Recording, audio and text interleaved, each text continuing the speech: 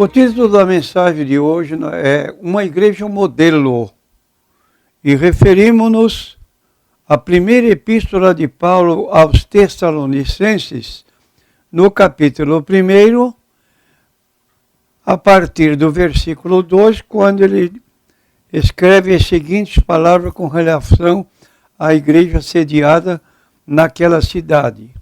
Diz ele: sempre damos graças a Deus por vós todos, fazendo menção de vós em nossas orações, lembrando-nos sem cessar da obra da vossa fé, do trabalho, do amor e da paciência, da esperança em nosso Senhor Jesus Cristo diante de nosso Deus e Pai, sabendo, amados irmãos, que a vossa eleição é de Deus, porque o nosso Evangelho não foi a vós somente em palavras, mas também em poder e no Espírito Santo e em muita certeza, como bem sabeis, quais fomos entre vós por amor de vós, e vós fostes feitos nossos imitadores do Senhor, recebendo a palavra em muita tribulação, com gozo do Espírito Santo, de maneira que fostes exemplo para todos os fiéis, na Macedônia e Acaia, porque por vós soou a palavra do Senhor, não somente na Macedônia e Acaia, mas também em todos os lugares a vossa fé para com Deus se espalhou de tal maneira que já dela não temos necessidade de falar coisa alguma. Aqui um testemunho fabuloso dado pelo apóstolo Paulo sobre a igreja que estava em Tessalônica, e então podemos denominar uma igreja modelo. Algumas informações sobre a igreja fundada por Paulo, que estava em Corinto, e fala a respeito da segunda vinda de Cristo e das qualificações que os crentes vinham esperando por ela. Uma fé operosa, Hebreus 11, versículo 1, Marcos 11, 23 a 24, Mateus 21 a 21, Romanos capítulo 1, versículo 17, Atos capítulo 3, versículo 16, um amor abnegado, um amor com renúncia, despreendimento. Foi assim que Deus nos amou, conforme João 3,16, que é do conhecimento de quase todos os leitores da Bíblia. Deus amou o mundo de tal maneira que deu seu Filho unigênito, para que todo aquele que nele crê não pereça, mas tenha a vida eterna. Foi assim que Jesus nos amou. João 15, Filipenses capítulo 2, versículos 5 a 7. É assim que devemos amar. Pense no outro, promova a felicidade do outro, o outro feliz. O amor é a marca, a identidade do cristão, como Jesus declarou em João capítulo 13, versículos 34 a 35. Acompanhe a leitura dessa passagem bíblica que passamos a ler e que diz o seguinte: um novo mandamento vos dou, que vos ameis uns aos outros, como eu vos amei a vós, que vós também uns aos outros vos ameis. Nisto todos conhecerão que sois meus discípulos, se vos amardes uns aos outros. Então o amor é a dívida que nunca pagamos. Romanos capítulo 13, versículos 8 a 10, vamos ler o que o escritor Paulo também deixa para nós como incentivo para essa forma de viver harmoniosamente, amando-nos uns aos outros. Diz ele no capítulo 13, versículo 8 a 10. A ninguém devais coisa alguma, a não ser o amor com que vos ameis uns aos outros, porque quem ama aos outros cumpriu a lei. Com efeito, não adulterarás, não matarás, não furtarás, não dirás falso testemunho, não cobiçarás. Se há algum outro mandamento, tudo nesta palavra se resume: amarás o teu próximo como a ti mesmo. O amor não faz mal ao próximo, de sorte que o cumprimento da lei é o amor. O amor é o ponto de equilíbrio.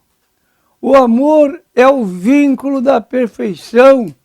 Colossenses, capítulo 3 e versículo 14. Meu irmão, registre estes textos para que você possa pensar neles e pôr em execução essa qualificação que identifica uma igreja e pode identificar a sua igreja como membro que age nesse estilo, nessa forma como é recomendada aqui na Bíblia Sagrada. Colossenses capítulo 3, versículo 14. E sobre tudo isto, revesti-vos de amor, que é o vínculo da perfeição. Vou ler o versículo 15. E a paz de Deus, para a qual também fostes chamados em o corpo, domine os vossos corações e sede agradecidos. O amor é a obra do Espírito Santo de Deus em nós. Romanos, capítulo 5 e versículo 5. Anote estes versículos para que você possa meditar neles e ter uma vida consentânea com aquilo que a Bíblia declara. Lemos então 5:5. E a esperança não traz confusão, porquanto o amor de Deus está derramado em nossos corações pelo Espírito Santo que nos foi dado. Uma firme esperança. Jesus é a nossa esperança. 1 Timóteo, capítulo 4, capítulo 1 e versículo 1. Vamos ler o que diz o texto bíblico. Paulo, apóstolo de Jesus Cristo, segundo o mandado de Deus nosso Salvador e do Senhor Jesus Cristo, esperança nossa, porque esta esperança é firme. Lendo Hebreus capítulo 6, versículo 18 e 19, vamos encontrar porque esta razão, esta esperança é firme. Diz o escritor bíblico, para que por duas coisas imutáveis tenhamos a firme consolação, nós, os que pomos o nosso refúgio em reter a esperança proposta, a qual nos temos como âncora da alma segura e firme e que penetra até o interior do véu. A esperança é a âncora do cristão, nessa esperança, na volta do Senhor Jesus Cristo. Não sabemos o dia nem a hora, não podemos marcar dia e horas.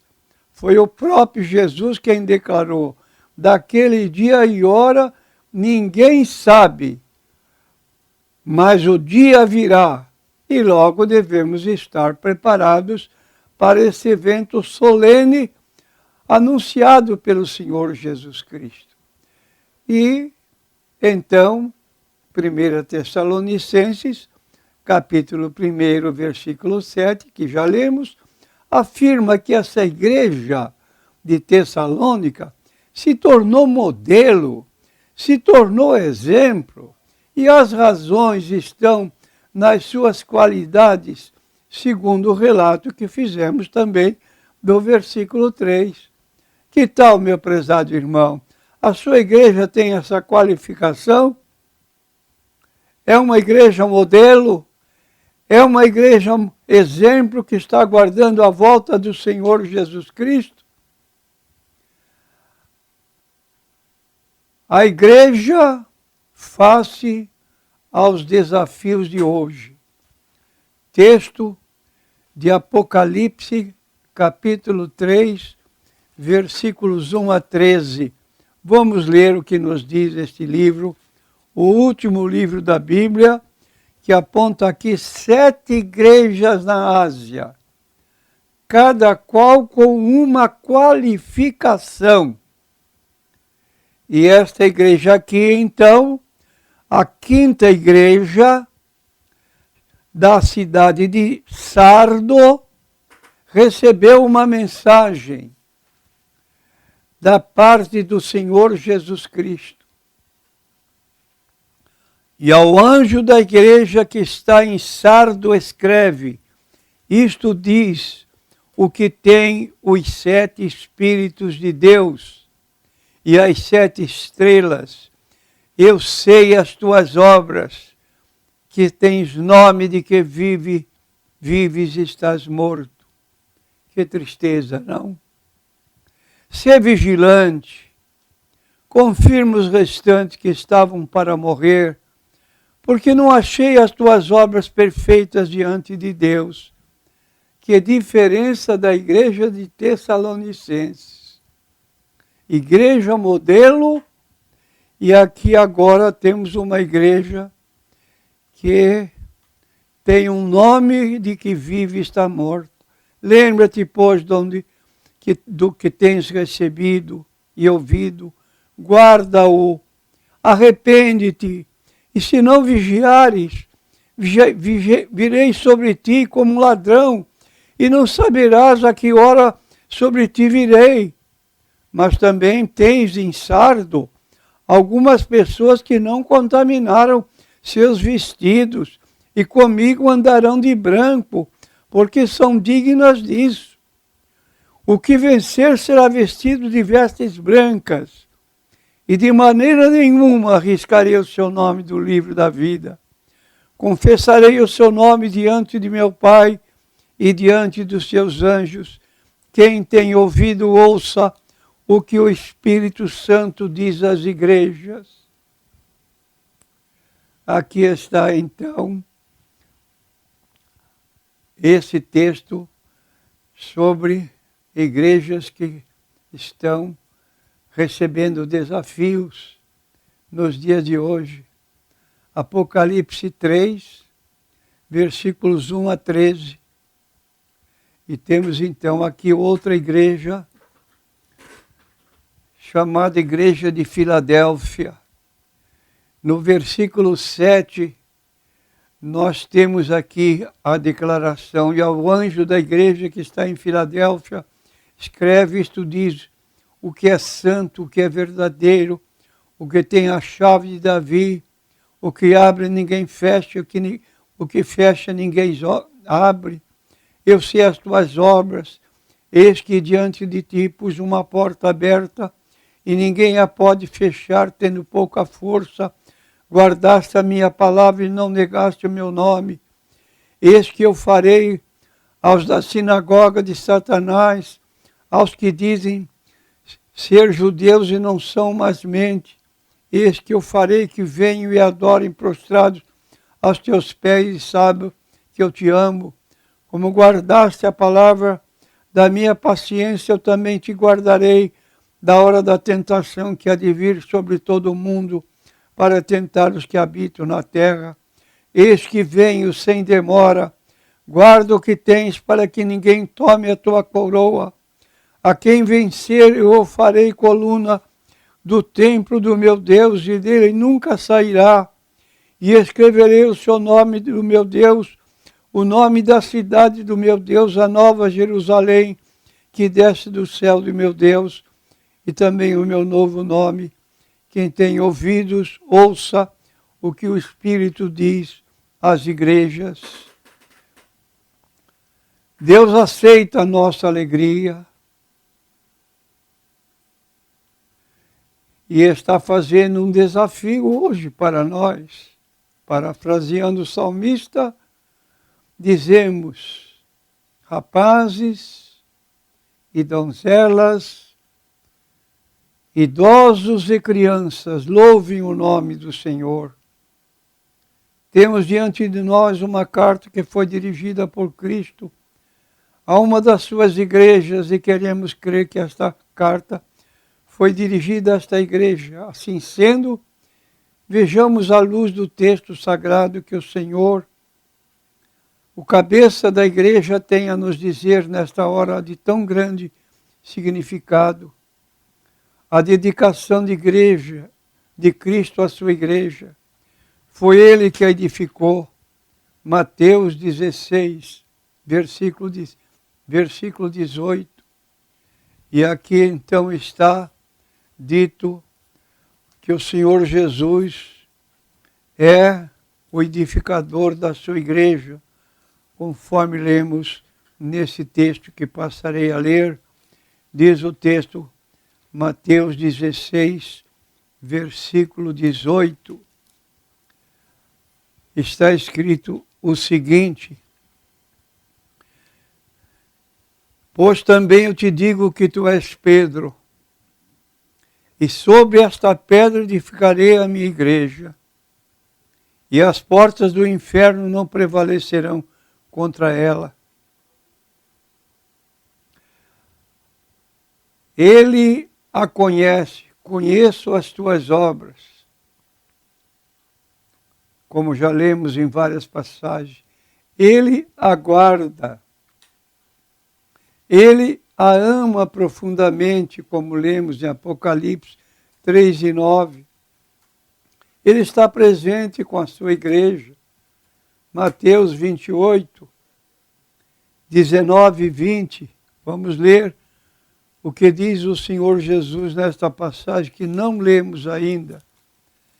Essa passagem nos diz o seguinte, 28, 19 e 20. Portanto, ide, ensinai todas as nações, batizando-as em nome do Pai, e do Filho, e do Espírito Santo, ensinando-os a guardar todas as coisas que eu vos tenho mandado, e eis que estou convosco todos os dias, até a consumação dos séculos.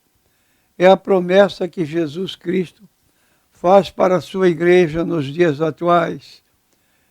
Fazei discípulos de todas as nações. E é a grande oportunidade que Cristo oferece à sua igreja. Deus tem colocado diante da igreja uma porta aberta. Quais são as portas abertas que Deus tem colocado diante de nós?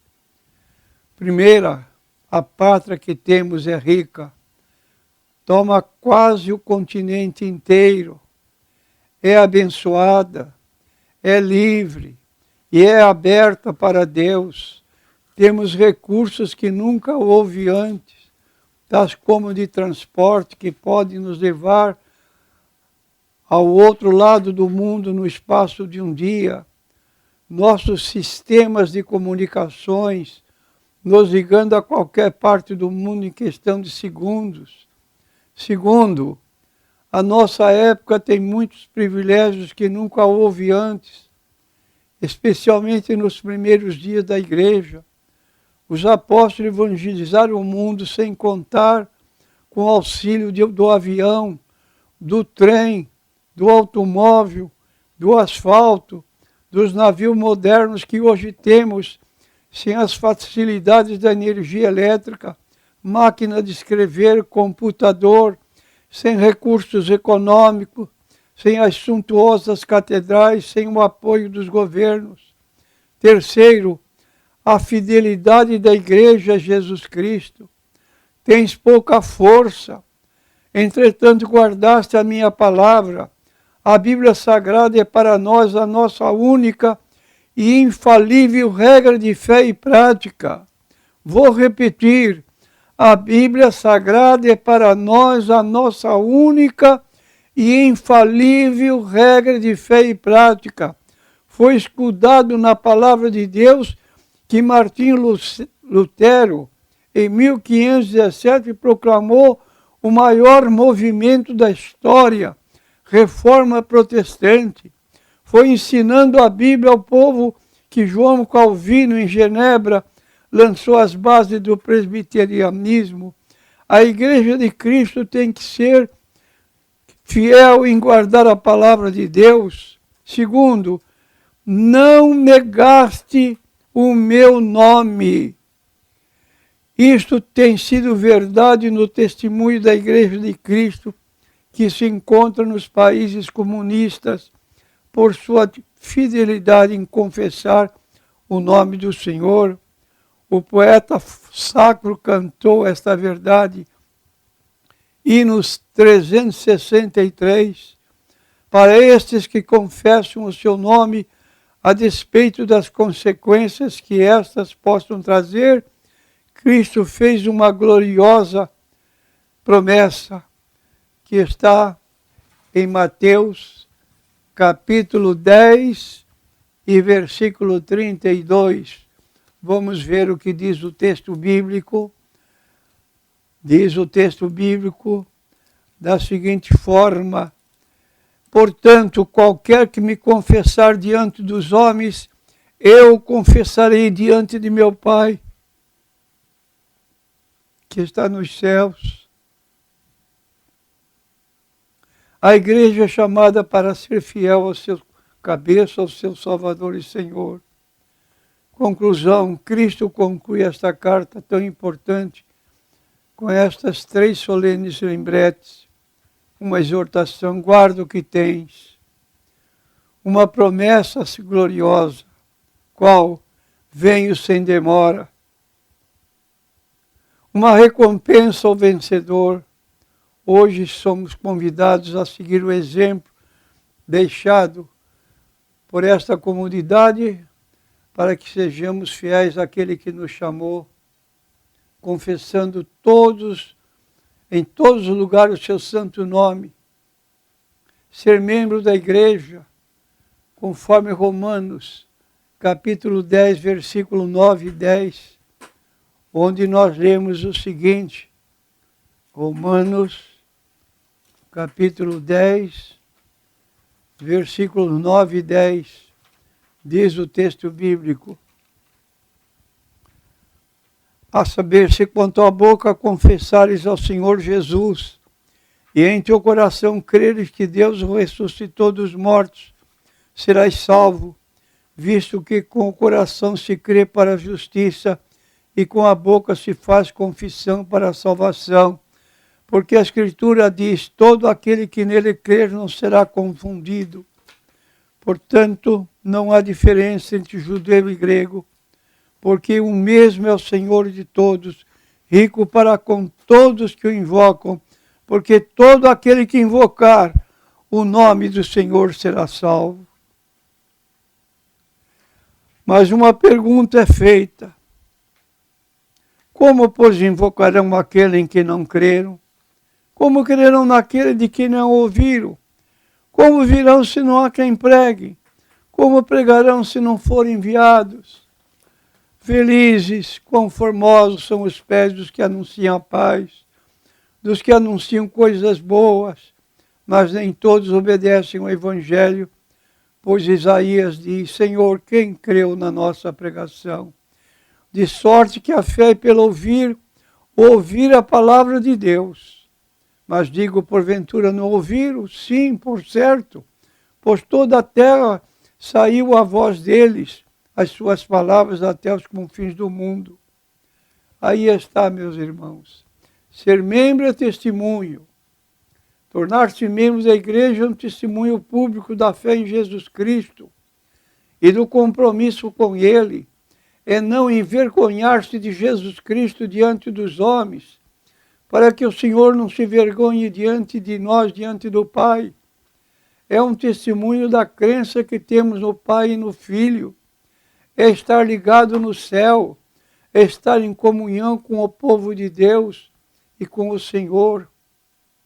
Ser membro é necessidade, é nosso dever e privilégio congregarmos com a família da fé, os resgatados do Senhor, como diz Hebreus 10, 25. Quero ler este texto porque é de importância nós conhecermos de cor esse texto de Hebreus capítulo 10, versículo 25, que diz o seguinte, o texto bíblico: não deixando a nossa congregação como é costume de alguns. Que pena, alguns têm esse costume. Antes, admoestando-nos uns aos outros, e tanto mais quanto vezes que se vai se aproximando aquele dia.